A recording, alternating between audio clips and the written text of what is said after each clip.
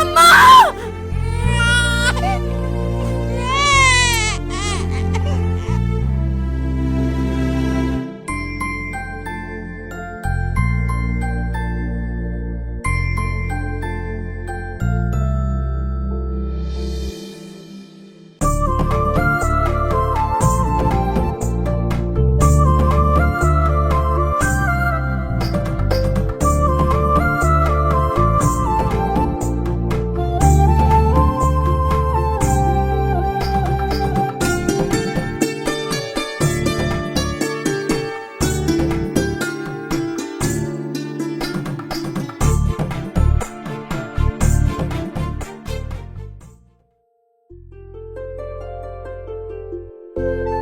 చూస్తుండగానే పెద్దదైపోయింది కదండి.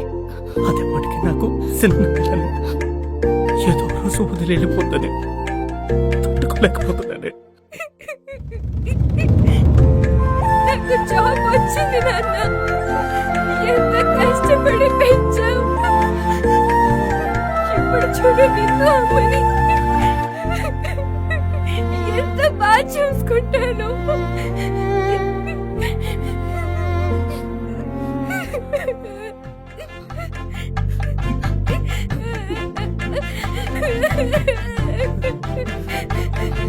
ఉండిపోతా నాన్న. నేను ఎప్పటికీ నీతోనే ఉంటాను.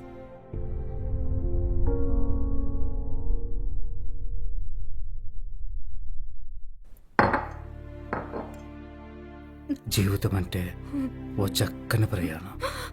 ఎన్ని చూసాం, సంతోషాలు, బాధలు, బంధాలు.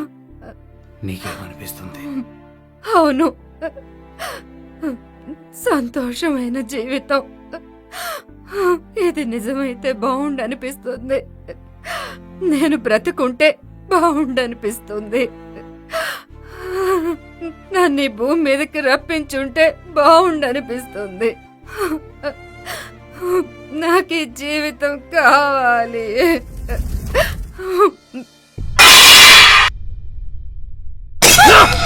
చెప్తే అర్థం కదా? అర్థం చేసుకో శ్యామల. రెండు కాళ్ళ మీద నడవటానికి కష్టంగా ఉంది. అలాంటిది ఇంకో బరువు నా భుజం మీద మోయలేను. మగాడైతేనే ఇంకెవరతో దేవుడికి దండం పెట్టు. మగాడే పుట్టాలి, మగాడే పుట్టాలి.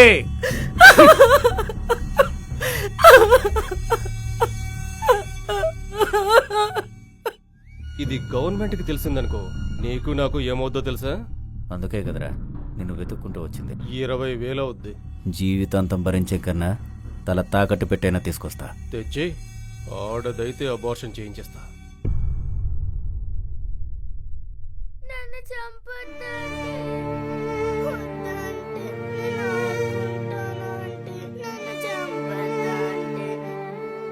ఆంటీ, నేను స్కూల్ ఫస్ట్ వస్తాను ఆంటీ. బాగా చదువుకుంటానంటీ. ప్లీజ్ ఆంటీ, నన్ను చంపొద్దండి. నాకు జాబ్ వస్తుంది. మా అమ్మ నాన్నల్ని బాగా చూసుకుంటానండి. నా నిండు నూరేళ్ల జీవితం తల్లి నాశనం చెయ్యొద్దమ్మా. ప్లీజ్ చెయ్యొద్దమ్మా. చంపొద్దండి. వద్దు ఆంటీ, ప్లీజ్ ఆంటీ. వద్దు ఆంటీ, నేను ఆడుకుంటాను ఆంటీ. ప్లీజ్ ఆంటీ, నన్ను చంపొద్దండి. ప్లీజ్ అండి, మా అమ్మ నాన్నని బాగా చూసుకుంటానండి.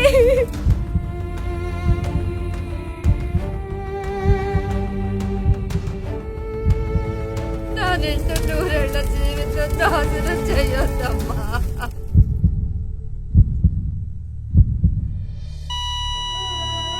ప్లీజ్ అండి, చంపొద్దండి.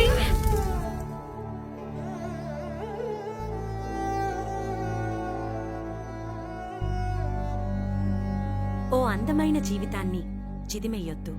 ఎవరైనా కాని మన ఈ ప్రపంచంలోకి ఆనందంగా ఆహ్వానిద్దాం. వారి నిండు జీవితాన్ని వారికి అందిద్దాం. భ్రూణ హత్యలకు పాల్పడవద్దు. లింగ నిర్ధారణ పరీక్షలు నిర్వహించడం లేదా అందుకు సాయం చేయడం చట్టరీత్యా నేరం, శిక్షార్హం. జారీ చేయువారు వైద్య ఆరోగ్య కుటుంబ సంక్షేమ శాఖ, ఆంధ్రప్రదేశ్ ప్రభుత్వం.